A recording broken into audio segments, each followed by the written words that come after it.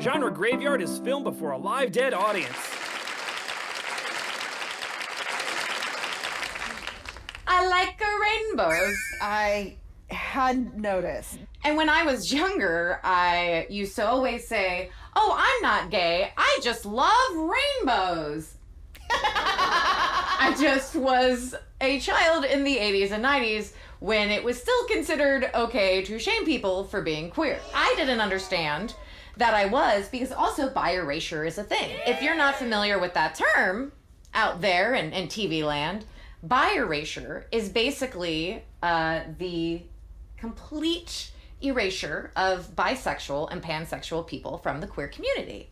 So when I was growing up, it was very much either you're gay or you're a lesbian. Oh, Jen, did you get the she's just going through a phase thing? Yeah.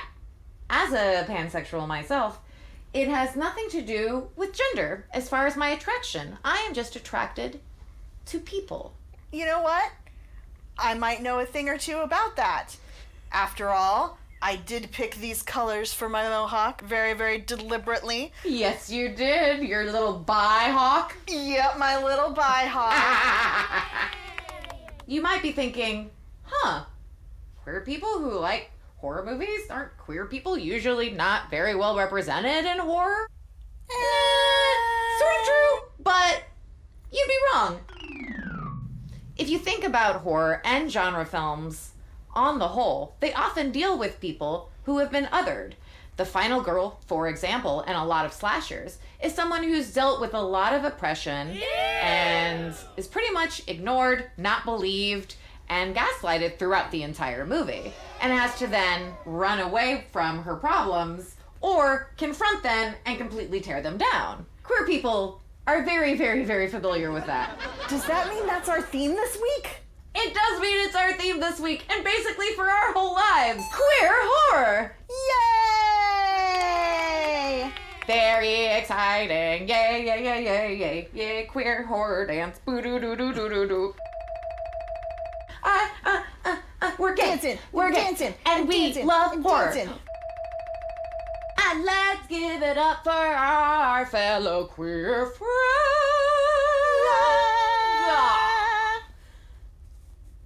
Okay, do we have that out of our system now? Never. It is in us forever. Step right up for Gorepourii and learn a thing or two about art. Whose talent is on display tonight? Let's find out.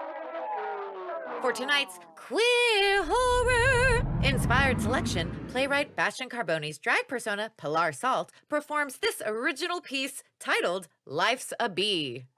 Pilar here with another episode of Life's a Bee, But You Don't Die, modern survival tips for classic horror scenarios. Today's topic, road trip bloodbaths.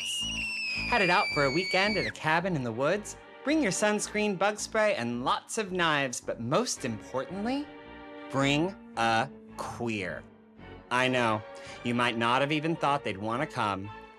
Ew, stereotypes, shame on you. We love the woods. Worse, you might not think they'd be practical to have around in case disaster strikes, because on the occasion they're in the slasher, they usually just talk trash, get drunk, scream, cry, and die. In reality, they are a perfect companion in the surreal hellscape you might find yourself in. General rule, the less cis, white, and male they are, the better. Here are 4 reasons why a queer is a must-have guest for your trip. 1. People who are consistently told that they will never belong or fit societal standards are adept at finding creative solutions and alternatives.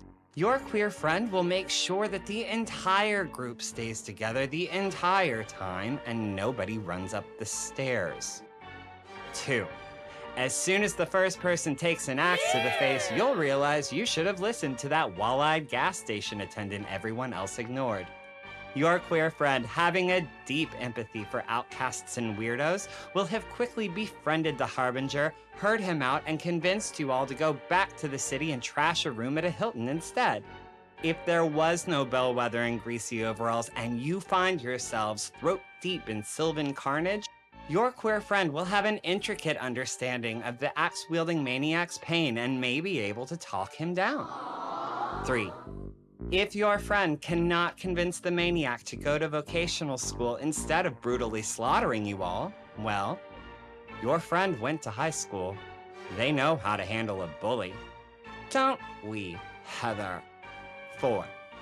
Screaming. That is one stereotype that is pretty true. Generally, we are a loud people. You have to be when your representatives don't listen to you. Also, we do theater and wait tables, so our diaphragms are strong. In an unsure world, surround yourself with people who survive adversity and uneven power balances every day. You'll be stronger for it. Also, most of us are pretty cute, so we'll make you look good.